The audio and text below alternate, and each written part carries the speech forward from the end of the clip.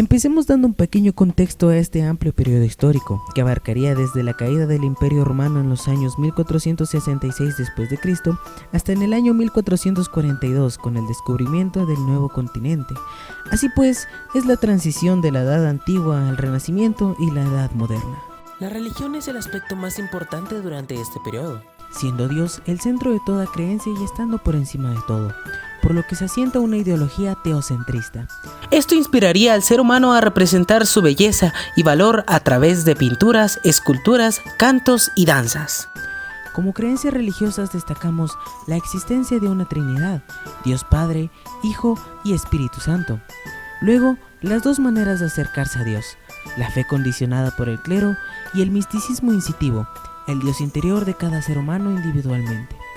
También nace la creencia de un purgatorio. Por medio de este, la Iglesia comienza a controlar el más allá por medio de ofrendas y misas. Nos encontramos con que esta poderosa entidad comienza a controlar el destino final de cada alma. A su vez, esta es otorgada por Dios al ser humano y lo diferencia del resto de animales. Por otra parte, los pecados más graves fueron clasificados como septenario de los pecados. Se conocen como soberbia, envidia, ira, pereza, avaricia, lujuria y gula. Los 7 pecados capitales, vaya. El miedo a la condenación eterna y la rígida ética propuesta por la Iglesia frenaba los instintos carnales del ser humano. Esto llevó al cristianismo a ser la religión principal de Occidente a partir del siglo IV. La muerte es vista como un suceso cotidiano. Sin embargo, las almas de aquellos que no estuvieran arrepentidos de sus pecados irían al infierno. El sacramento de la confesión por parte de la religión, incluso en la actualidad, se hacía de manera pública en presencia de una asamblea.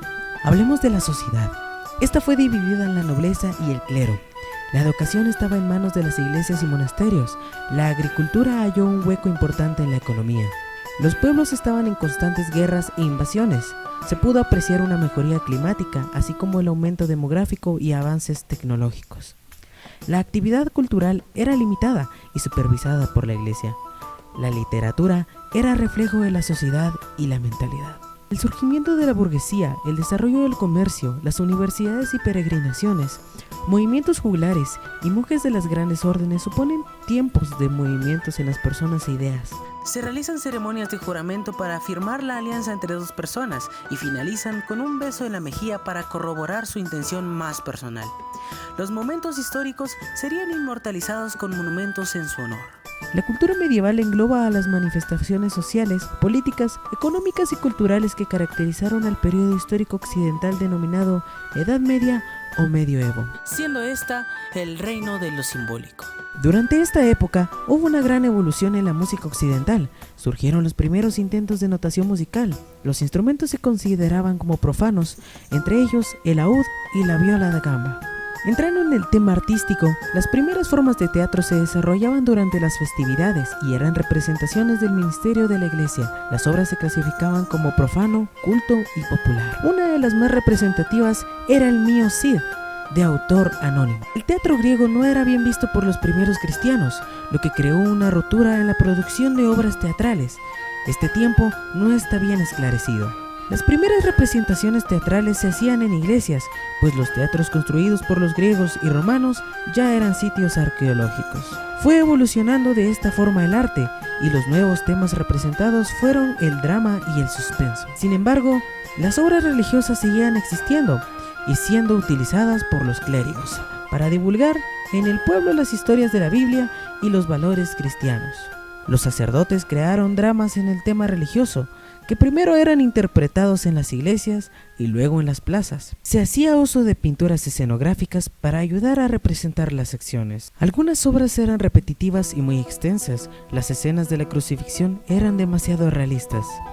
Los tropos eran textos breves, se cantaban a forma de diálogo durante las fiestas litúrgicas más importantes como la Pascua. Eran acompañados con música. En cuanto al escenario, este era circular o rectangular, era rodeado por el público. La iglesia controlaba toda expresión artística de las personas.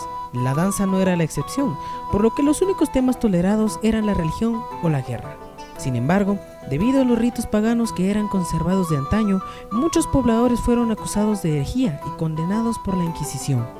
Se puede afirmar que solo los sectores aristocráticos disfrutaban, y con mucha moderación, de la danza. La costumbre de usar vestidos largos y pesados dificultaba mucho el movimiento. Los bailes cortesanos estaban plagados de actitudes de reverencia, movimientos delicados y pasos cadenciosos. Casi no se permitía lucir los largos atuendos y arrastrar colas sueltas en las fiestas realizadas en salones de castillos y palacios. Más adelante, el pueblo, devastado por la enfermedad y la guerra, desarrolló otras formas de danza, como bailar en los cementerios, atrios de iglesias, celebraciones religiosas y marchando de pueblo en pueblo por toda la campiña europea. Las danzas y bailes se caracterizaban por una ejecución colectiva en formas de coreografías definidas. Es a finales de la Edad Media cuando los cortesanos empiezan a establecer tímidamente una relación de pareja. En recato y las buenas maneras controlaban entonces los movimientos, los sentimientos y las emociones. También era común la ejecución de danzas en círculos para darse energía entre los participantes y únicamente en eventos de importancia.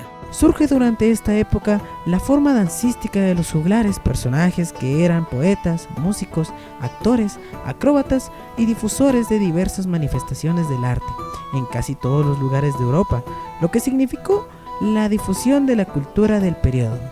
Entre las danzas que hoy se conservan, se pueden destacar el carol, que es como se llamaba antiguamente, la danza macabra, el saltareo, el tresque, la baja danza, la tarantela y la estampie. Cabe destacar que en los bailes populares era muy común ver aparecer al diablo, que en base a los movimientos grotescos que hacía reír y despertaba la ironía de la gente. Se piensa que este tipo de representaciones dio origen a la danza de la muerte o danza macabra, una de las principales del medioevo. En ella, la muerte baila entre cardenales, clérigos, militares, campesinos, etc. Hablemos de la música. Esta tiene origen en el siglo IX, cuando aparecen en Europa occidental las primeras fuentes musicales escritas, conocidas hoy como partituras. Con este dato se puede afirmar, pues, que empieza la historia de la música. Las primeras partituras pertenecen al repertorio conocido como canto gregoriano. En la iglesia del antiguo Imperio Romano se celebraban liturgias acompañadas de diferentes cantos.